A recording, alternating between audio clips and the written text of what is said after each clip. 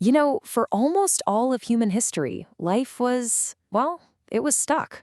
Then, in what feels like the blink of an eye, everything changed.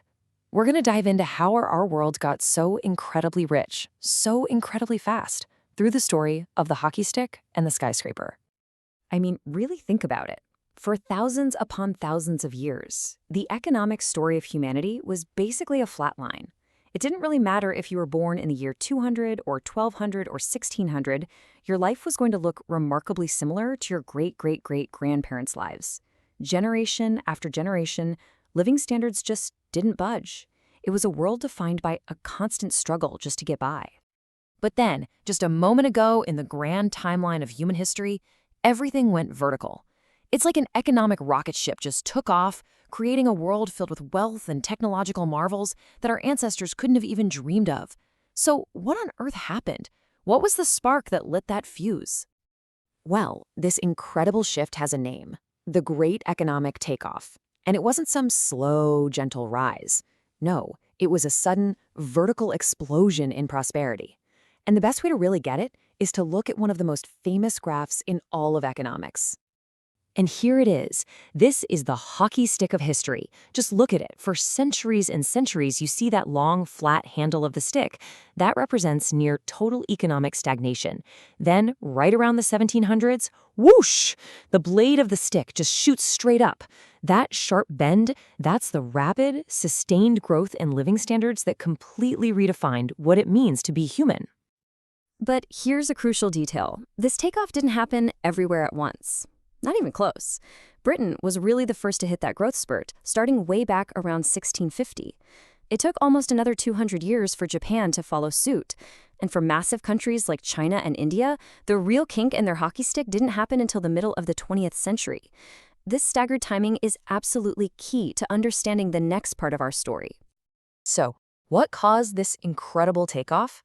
Well, if you look at the timing, there's one prime suspect that emerges right alongside that hockey stick's blade: a brand new economic system called capitalism.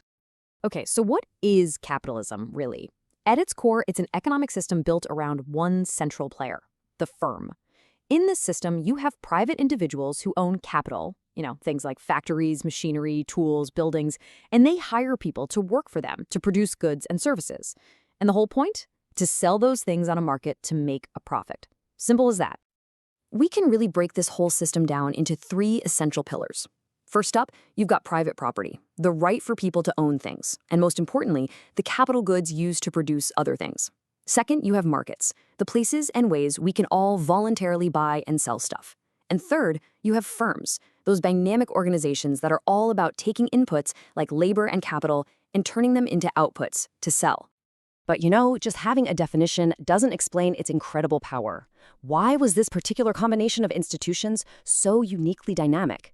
What was the actual engine under the hood that drove that hockey stick growth? Well, the economist Joseph Schumpeter believed the secret to capitalism's power was actually a pretty unsettling force.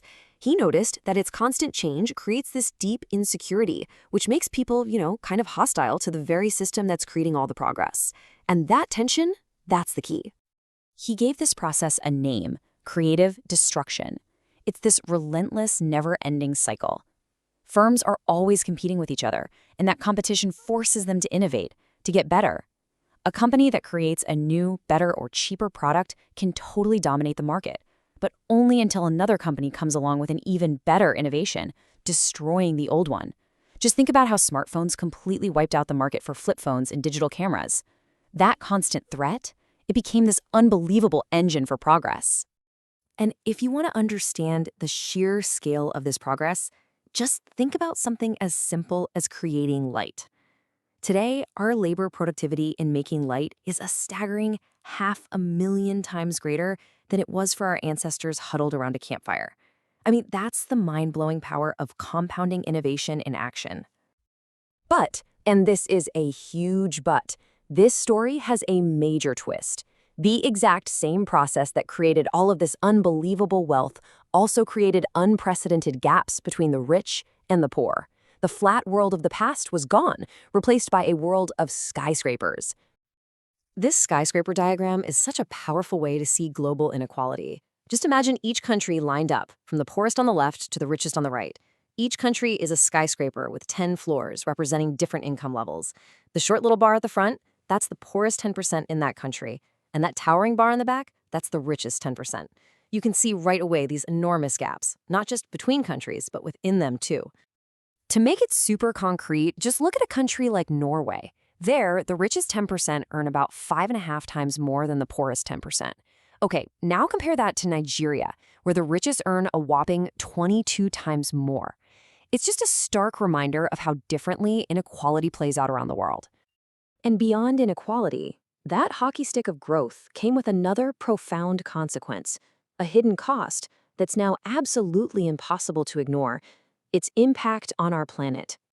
The connection is it's undeniable. The very same system that sparked all this incredible growth also dramatically ramped up our consumption of natural resources, and in doing so, began to fundamentally change the global environment. You can really see the two sides of the same coin right here. The hockey stick of income growth has been almost perfectly mirrored by a hockey stick of carbon emissions. They are two different outcomes of the exact same rapid economic expansion. So this presents us with a fascinating paradox, right? The same engine of progress, technology, is both the cause of our environmental problem and probably our best hope for a solution. While economic expansion drives resource use up, it's that same drive for technological progress that could let us produce more with less, hopefully breaking that link between prosperity and pollution. All of this leaves us with the central challenge of our time.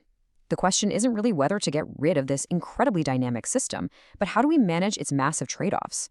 What kind of capitalism should we be aiming for?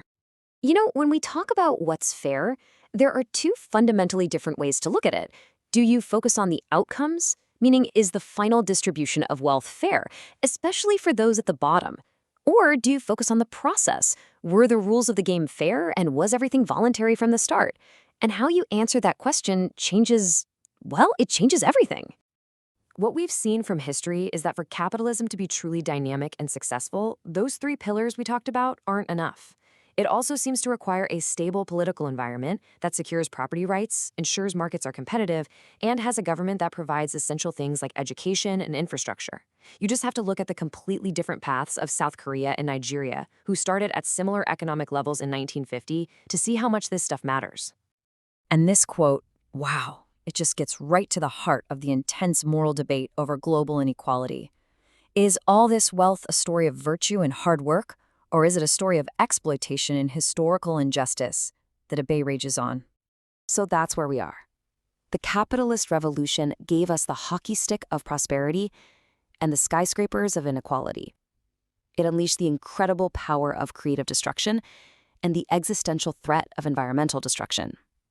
It is, without a doubt, the most powerful economic system humanity has ever come up with. The ultimate question for all of us is, where do we steer it next?